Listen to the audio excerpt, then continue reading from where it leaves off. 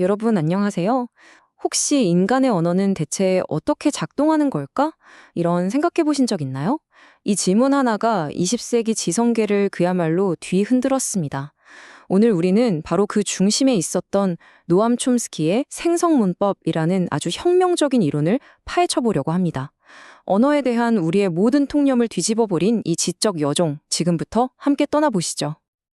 자, 본격적으로 파헤치기 전에요. 오늘 다룰 내용에 더 깊이 파고들고 싶으신 분들을 위해 몇 가지 유용한 곳들을 소개해 드릴게요. 먼저 유페이퍼 전자책 플랫폼이나 주요 서점의 이북 코너에서 김홍집으로 검색하시면 관련 저서들을 만나보실 수 있고요. 웹사이트 딥다이브 허브에 가시면 기업 혁신이나 R&D, 그리고 요즘 중요한 인공지능 문해력에 대한 깊이 있는 시리즈 글들이 있습니다. 또 관련 유튜브 채널에서도 다양한 컨텐츠를 즐기실 수 있으니 참고해 주세요. 자, 그럼 시작해 볼까요? 이 모든 이야기의 출발점은요, 사실 우리 주변에서 너무나 흔하게 볼 수 있어서 오히려 더 신비로운 바로 그런 현상입니다. 바로 아이들이 말을 배우는 과정이죠. 정말 한번 상상해 보세요. 아직 세상에 대해 아는 게 거의 없는 정말 어린 아기들 있잖아요. 이 아이들이 어떻게 어른들도 제대로 설명하기 힘든 이 복잡한 언어 체계를 그렇게 빨리 그리고 거의 완벽하게 익히게 되는 걸까요? 정말 신기하지 않으세요? 바로 이 지점이 언어학의 가장 큰 미스터리 중 하나입니다. 생각해보면 아이들이 주변에서 듣는 말이라는 게 문법적으로 틀린 말도 많고 어른들이 말을 하다가 중간에 끊기도 하고 한마디로 정말 불완전한 데이터 덩어리거든요. 그런데도 아이들은 이 제한된 재료만 가지고 완벽에 가까운 문법 시스템을 스스로 머릿속에서 만들어낸다는 겁니다. 언어학자들은 바로 이 놀라운 현상을 자극의 빈곤이라고 부릅니다.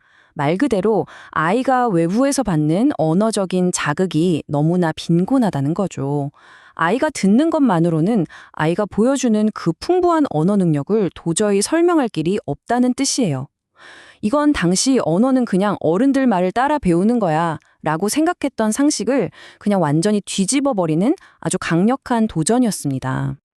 바로 이 거대한 미스터리가 있었기에 판을 완전히 뒤바꿀 준비를 마친 한 젊은 언어학자, 노암 촘스키가 등장할 무대가 마련된 겁니다. 촘스키는요, 언어학이라는 학문의 목표 자체를 완전히 바꿔버렸어요. 기존 언어학이 이 표현은 틀렸고 저 표현이 올바른 표현입니다 라고 가르치는 일종의 문법 선생님 같았다면 촘스키는 아니다, 그게 아니다 라고 한 거죠. 언어학은 우리 인간의 마음속에 이미 존재하는 그 무의식적인 언어 지식, 이걸 언어 능력이라고 불렀는데 바로 이걸 파헤치는 과학이 되어야 한다고 주장한 겁니다.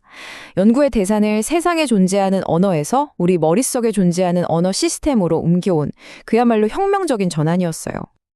그럼 아이들이 그 부족한 정보만으로 어떻게 언어를 배울 수 있냐? 이 질문에 대한 촘스키의 대답이 바로 보편 문법이었습니다. 이게 뭐냐면요. 모든 인간은 태어날 때부터 언어의 기본 골격, 말하자면 언어라는 프로그램의 운영체제 OS 같은 걸 뇌 속에 이미 가지고 태어난다는 생각이에요. 그러니까 우리는 언어를 처음부터 배우고 발명하는 게 아니라 이미 우리 안에 내장된 이 프로그램을 주변 환경의 자극을 통해 활성화시킬 뿐이라는 거죠. 이 관점은요, 언어에 대한 비유 자체를 완전히 바꿔놓습니다. 언어는 자전거 타기처럼 학습하는 기술이 아니에요. 오히려 우리 몸에서 팔다리가 자라나고 심장이 저절로 뛰는 것처럼 우리 마음속에서 자연스럽게 성장하는 하나의 정신적인 기관이라는 겁니다. 외부 환경은 그 성장을 위한 영양분이나 자극을 주는 역할일 뿐 핵심 설계도는 이미 우리 안에 있다는 거죠. 정말 놀라운 생각 아닌가요? 자, 그럼 유한한 수의 단어만 아는데 어떻게 무한한 문장을 만들어낼 수 있을까요? 그 비밀의 엔진이 바로 재귀라는 개념입니다. 이게 뭐냐면 문장 안에 또 다른 문장을 계속해서 끼워 넣을 수 있는 능력이에요. 예를 들어 이것은 고양이를 쫓는 개를 가진 집이다 처럼요. 이런 식으로 끝도 없이 문장을 확장할 수 있는 능력, 바로 이것이 인간 언어의 창의성의 핵심 원천이라고 본 겁니다. 우리가 한 번도 들어보지 못한 문장을 말하고 이해할 수 있는 이유가 바로 여기에 있다는 거죠. 하지만 이 혁명적인 아이디어도 여기서 멈추지 않았습니다. 모든 위대한 과학 이론이 그렇듯이 생성 문법 역시 수십 년에 걸쳐 스스로를 계속 비판하고 발전시키면서 더 단순하면서도 더 강력한 형태로 끊임없이 진화해 나갔습니다. 그 여정을 한번 따라가 보죠. 처음에는 심층 구조니 표층 구조니 하는 복잡한 규칙들의 집합에서 시작했어요. 그러다가 1980년대에 와서는 모든 언어에 공통적으로 적용되는 몇 가지 보편적인 원리와 각 언어의 차이를 만드는 마치 스위치 같은 매개 변인으로 이론을 훨씬 단순화시켰죠. 그리고 1990년대 이후로는 최소주의 프로그램이라고 해서 병합이라는 딱 하나의 핵심적인 작동 원리만으로 언어의 모든 것을 설명하려는 그야말로 궁극의 단순함을 향해 나아가고 있습니다. 하지만 여러분, 이렇게 급진적이고 거대한 이론이 아무런 저항 없이 받아들여졌을 리가 없겠죠? 당연히 그 이론의 근간을 흔드는 강력한 반론들이 등장하기 시작합니다. 말 그대로 하나의 거대한 반란이 시작된 거죠. 비판하는 사람들의 핵심 주장은 이거였어요. 촘스키의 이론은 너무 추상적이다.